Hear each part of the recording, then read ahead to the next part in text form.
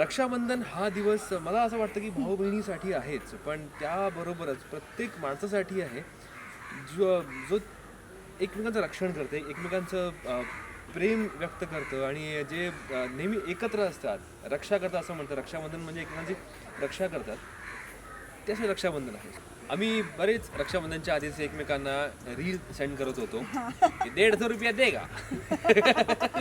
आणि ती खूप छान आहे. म्हणजे जर अर्जुन आणि अस्मिता तुम्ही ऑन स्क्रीन बघाल आणि अर्जुन आणि अस्मिता ऑफ स्क्रीन तुम्ही बघाल तर खूपच वेगळे आहोत.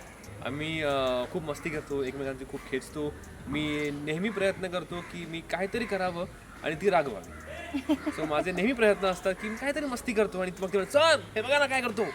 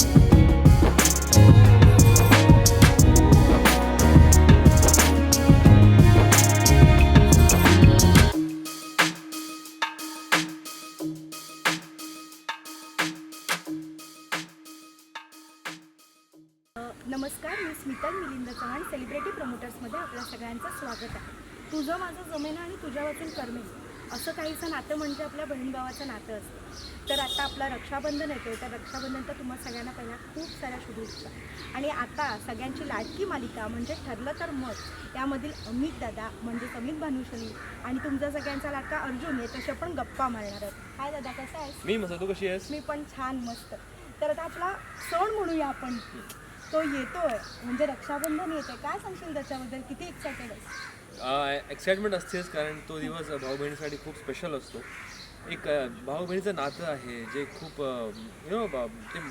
ते रागवतात पण एकांवरती आणि भांडतात सुद्धा. सगळ्यात जास्त भांडतात ते दोघे आणि एकमेकांना अडकवतात कुठल्या ना कुठल्या तरी प्रकरणात आणि मग आईबाबांची बोलणी खावी लागेल त्यांना असं बघतात.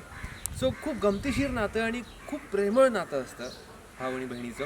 अनफॉर्च्युनेटली मी एकटाच आहे माझ्या आईबाबांचा, सो नो भाऊ नो बहीण. पण माझी बहीण आहे रिंकू, स्वाती नाव आहे तिचं. रिंकू आणि स्वाती 2 नावं आहेत तिची. सो गेले कित्येक वर्षापासून मलाही आठवत नाही, मी 4थीत असेन तेव्हापासून ती दरवर्षी येऊन मला राखी बांधते. आणि आमचं नातं पण तसंच आहे, मस्त. रक्षाबंधन हा दिवस मला असं वाटतं की भाऊ बहिणीसाठी आहेच, पण त्याबरोबरच प्रत्येक माणसासाठी आहे जो एकमेकांचं रक्षण करते, एकमेकांचं प्रेम व्यक्त करतं आणि जे नेहमी एकत्र असतात, रक्षा करतात असं म्हणतात. रक्षाबंधन म्हणजे एकमेकांची रक्षा करतात. त्याचे रक्षाबंधन आहे. सो कधी कधी आईसुद्धा राखी बांधते, मी सुद्धा आईना राखी बांधतो, बायकोसुद्धा राखी बांधते. असं नाही की बायकोने राखी बांधली की ती माझी बहीण झाली, असं असं अजिबात नसतं. आमच्या शोमध्येच तुम्ही बघितलं असेल, प्रोमोमध्ये आलंच आहे की पूर्ण आजी सालीला राखी बांधते. सो प्रत्येक नातं जिथे आहे की घरचं रक्षण कोण करते, तर बायको आणि आई. सो ते रक्षक आहेत आपल्या घराचे. सो रक्षाबंधन तिथे पण सेलिब्रेट होतं. येस, नक्कीच. तर तुझी बहीण आहे रिंकू, तर ह्यावेळी काय स्पेशल रक्षाबंधनला तिला देणार आहेस? काय ठरवलं आहेस की काय? आम्ही बरेच रक्षाबंधनच्या आधीच एकमेकांना रील सेंड करत होतो की ₹150 देगा. अच्छा रिंकू, ₹150 देगा. ठीक आहे. आणि आता जे आपलं खूप छान असा ट्रॅक सुरू आहे, शेवटी फायनली प्रतिमाही आपल्याला दिसत आहेत. तर काय वाटतंय, कसं वाटतंय त्यांच्यासोबत शूट करताना, किंवा कसं चाललंय ते सगळं ट्रॅक आपला? मस्त चाललं, खूप धमाल आहे. आणि तुम्हाला माहिती असेल, प्रतिमा जी आहे तीच आमच्या शोची स्क्रिप्ट रायटरसुद्धा आहे.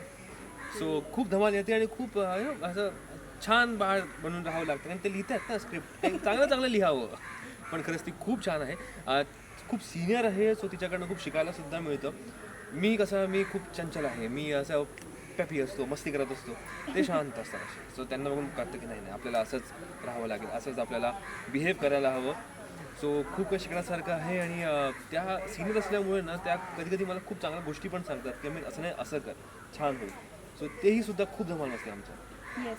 आता आम्ही सिरियलमध्ये तुझी बहीण बघितली आहे, ठीक आहे, आम्हाला सगळ्यांना माहिती आहे की ती कशी आहे, तर तू काय सांगशील तुझ्या त्या बहिणीबद्दल? अस्मिता ही ती अशी ती मी असं म्हणत नाही की अस्मिताचा जो कॅरेक्टर आहे तो नेगेटिव्ह नाही, खूप इनोसंट आहे.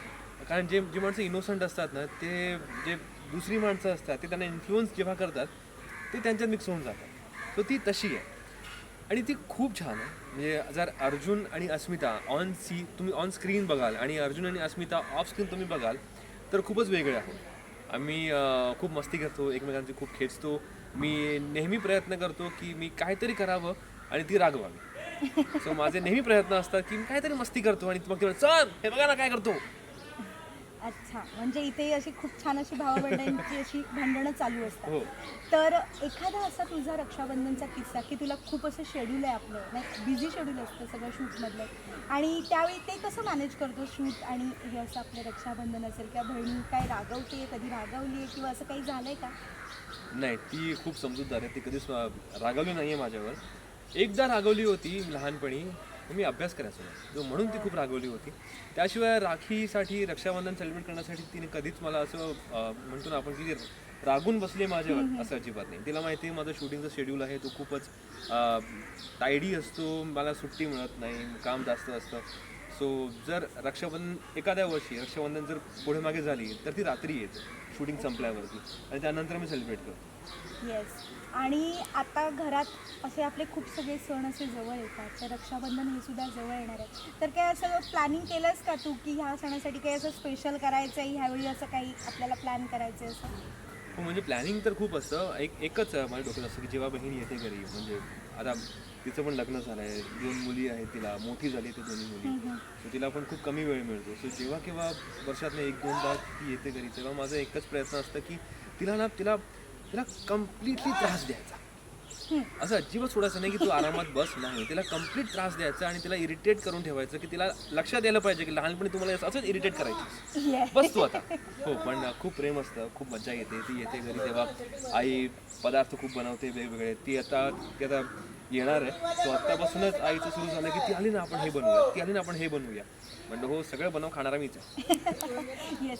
आपले राख्या सगळ्या अशा स्पेशल असतात, तर असं काही लहानपणी तुझं असं हट्ट होतं का मला ना हीच राखी हवी, मला ना अशीच राखी हवी, असं काही होतं का?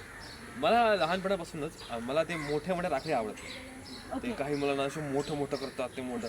मला ते छोटी सिम्पल असेल ती मला खूप आवडते. आणि मधल्या काळात जेव्हा लहान असतो तेव्हा ते लाईटवाल्या राखण्या निघाल्या होत्या.